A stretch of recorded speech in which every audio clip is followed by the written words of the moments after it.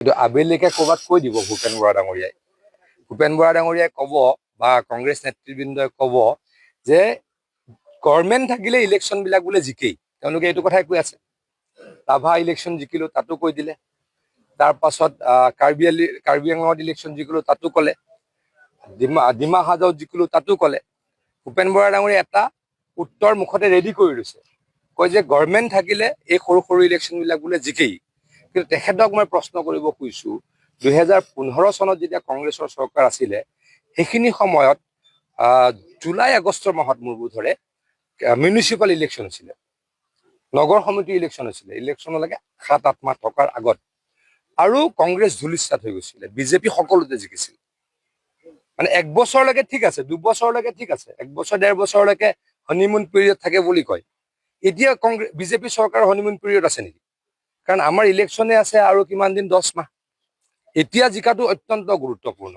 এতিয়া জিকাৰ পাছত যদি কোনোবাই কয় আমি এতিয়া জিকিম, কোনোবাই কয় কংগ্ৰেছৰ চৰকাৰ বনাব, তেওঁলোকে চৰকাৰ আকাশত চাং পাতি বনাওক, তেওঁলোকে সপোনত বনাওক, আমি ৰিয়েলি বনাম। কিন্তু আবেলিকে ক'ৰবাত কৈ দিব ভূপেন বৰা ডাঙৰীয়াই ক'ব বা কংগ্ৰেছ নেতৃবৃন্দই ক'ব যে গভৰ্ণমেণ্ট থাকিলে ইলেকশ্যন বিলাক বোলে জিকেই। তেওঁলোকে এইটো কথাই কৈ আছে। ৰাভা ইলেকশ্যন জিকিলো তাতো কৈ দিলে। তাৰ পাছত কাৰ্বি আংলঙত ইলেকশ্যন জিকিলো তাতো ক'লে। ডিমা হাজাওত জিকিলো তাতো ক'লে। ভূপেন বৰা ডাঙৰীয়াই এটা উত্তৰ মুখতে ৰেডি কৰি লৈছে, কয় যে গভৰ্ণমেণ্ট থাকিলে এই সৰু সৰু ইলেকশ্যন বিলাক বোলে জিকেই। কিন্তু তেখেতক মই প্ৰশ্ন কৰিব খুজিছো, 2015 চনত যেতিয়া কংগ্ৰেছৰ চৰকাৰ আছিলে সেইখিনি সময়ত জুলাই আগষ্টৰ মাহত মোৰ বোধৰে মিউনিচিপাল ইলেকশ্যন আছিলে, নগৰ সমিতি ইলেকশ্যন আছিলে। ইলেকশ্যনলৈকে 7-8 মাহ থকাৰ আগত আৰু কংগ্ৰেছ ধূলিসাৎ হৈ গৈছিলে, বিজেপি সকলোতে জিকিছিল। মানে 1 বছৰলৈকে ঠিক আছে, 2 বছৰলৈকে ঠিক আছে, 1 বছৰ 1.5 বছৰলৈকে হনিমুন পিৰিয়ড থাকে বুলি কয়। এতিয়া বিজেপি চৰকাৰৰ হনিমুন পিৰিয়ড আছে নেকি? কাৰণ আমাৰ ইলেকশ্যনে আছে আৰু কিমান দিন, 10 মাহ। এতিয়া জিকাটো অত্যন্ত গুৰুত্বপূৰ্ণ। এতিয়া জিকাৰ পাছত যদি কোনোবাই কয় আমি এতিয়া জিকিম, কোনোবাই কয় কংগ্ৰেছৰ চৰকাৰ বনাব, তেওঁলোকে চৰকাৰ আকাশত চাং পাতি বনাওক, তেওঁলোকে সপোনত বনাওক, আমি ৰিয়েলি বনাম। কিন্তু আবেলিকে ক'ৰবাত কৈ দিব ভূপেন বৰা ডাঙৰীয়াই ক'ব বা কংগ্ৰেছ নেতৃবৃন্দই ক'ব যে গভৰ্ণমেণ্ট থাকিলে ইলেকশ্যন বিলাক বোলে জিকেই। তেওঁলোকে এইটো কথাই কৈ আছে।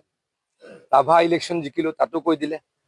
তাৰ পাছত কাৰ্বি আংলঙত ইলেকশ্যন জিকিলো তাতো ক'লে। ডিমা হাজাওত জিকিলো তাতো ক'লে।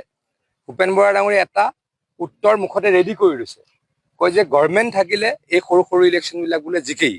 কিন্তু তেখেতক মই প্ৰশ্ন কৰিব খুজিছো, 2015 চনত যেতিয়া কংগ্ৰেছৰ চৰকাৰ আছিলে সেইখিনি সময়ত জুলাই আগষ্টৰ মাহত মোৰ বোধৰে মিউনিচিপাল ইলেকশ্যন আছিলে, নগৰ সমিতি ইলেকশ্যন আছিলে। ইলেকশ্যনলৈকে 7-8 মাহ থকাৰ আগত আৰু কংগ্ৰেছ ধূলিসাৎ হৈ গৈছিলে, বিজেপি সকলোতে জিকিছিল। মানে 1 বছৰলৈকে ঠিক আছে, 2 বছৰলৈকে ঠিক আছে, 1 বছৰ 1.5 বছৰলৈকে হনিমুন পিৰিয়ড থাকে বুলি কয়। এতিয়া বিজেপি চৰকাৰৰ হনিমুন পিৰিয়ড আছে নেকি?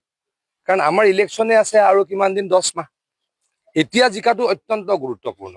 এতিয়া জিকাৰ পাছত যদি কোনোবাই কয় আমি এতিয়া জিকিম, কোনোবাই কয় কংগ্ৰেছৰ চৰকাৰ বনাব, তেওঁলোকে চৰকাৰ আকাশত চাং পাতি বনাওক, তেওঁলোকে সপোনত বনাওক, আমি ৰিয়েলি বনাম।